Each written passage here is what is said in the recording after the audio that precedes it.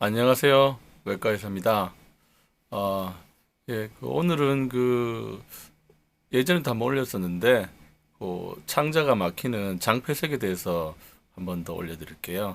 한 6개월 전쯤에 올린 것 같아요. 오래됐죠. 그래서, 우리가 흔히 배가 아픈 원인 중에 창자가 막히는 게 아주 흔합니다. 흔하고, 특히나 이게 옛날에 배수술을 받았던 사람이나 그런 분들한테 자주 발생하거든요. 그래서 특징적으로 증상은 배가 자꾸 불러오고 방귀도 안 나오고 구토를 하고 또 아팠다가 안 아팠다가 하는 그런 증상들이 있습니다. 그런 증상들이 있으면 이게 그냥은 잘 낫지 않아요. 집에 있어가지고는. 그래서 점점점 심하게 되기 때문에 낫지도 않고 그래서 이제 응급실을 오게 되죠. 응급실을 오시면 보통 우리 의사 선생님들이 청진기로 청진을 해보면 장운동이 상당히 증가되어 있거든요. 큰 소리가 들리고 그 다음에 엑스레이 사진 그냥 엑스레이 사진 찍으면 어떤 창자 모양이 이렇게 보이게 됩니다. 보이게 되고 CT를 찍게 돼도 어느 정도 좀 명확해지죠.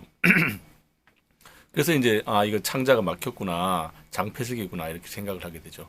원인은 아까 전에 말씀드린 대로 과거에 배수술을 받았던 분들이 창자끼리 서로 달라붙어서 생기게 되는 유착이 가장 큰 원인이고 그 다음은 종양이나 탈장이나 이런 원인들이 있을 수 있습니다. 또 수술 병력이 없더라도 여성분들 같은 경우에는 이 골반강에 있는 염증 때문에 생기는 유착도 종종 있습니다. 이렇게 장폐색이 생기면 진단이 되고 나면 치료를 해야 될 거 아니에요? 치료를 해야 되는데 치료는 환자의 어떤 상태에 따라서 조금 다릅니다. 상태 다르고 환자 배가 아프더라도 배 진찰을 해봤을 때 배 압통이라든지 이런 게 전반적으로 심하지 않고 또 피 검사에서 이제 백혈구 증가증이라고 하는 게 없고 또 열이나든지 아니면 맥박이라든지 이런 게 좀 양호하고 또 우리가 소변양을 재보거든요.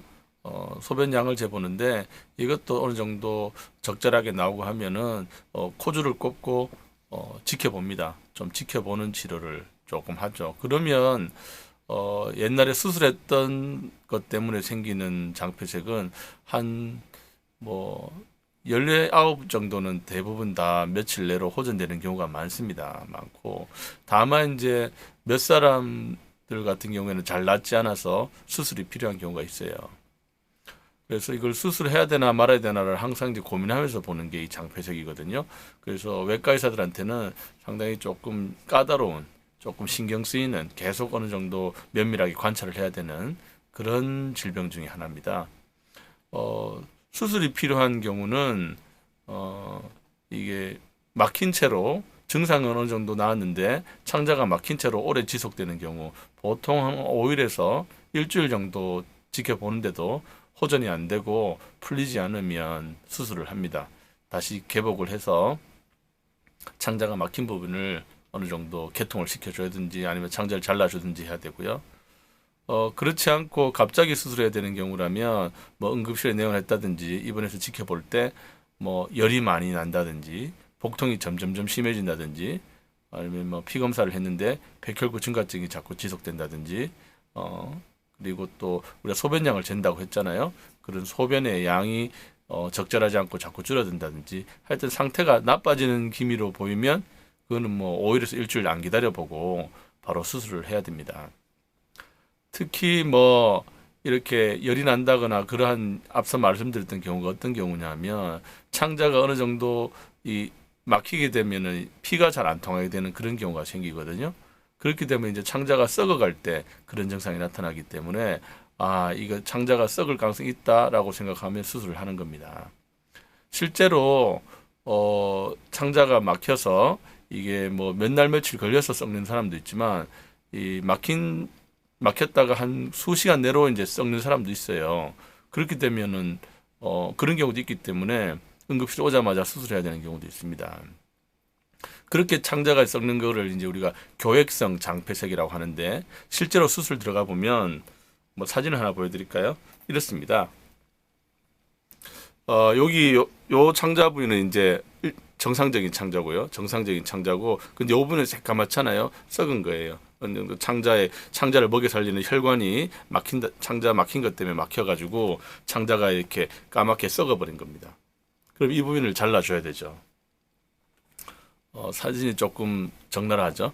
그래서 배를 이제 상태가 안 좋아서 수술하게 되면 뭐 수술 소견상에서 배를 열었을 때 창자 모양이 저렇게 보이는 경우도 있고 저렇게 까맣게 보이는 부분을 우리가 결국 다시 살릴 수는 없기 때문에 저 부위를 이제 잘라서 내주고 잘라버리고 남아있는 창자를 연결해주는 그렇게 장문합을 해줘야 되는 그런 수술을 하게 되죠. 그래서 장폐색은 상당히 흔합니다. 배 수술하는 경우가 흔하잖아요.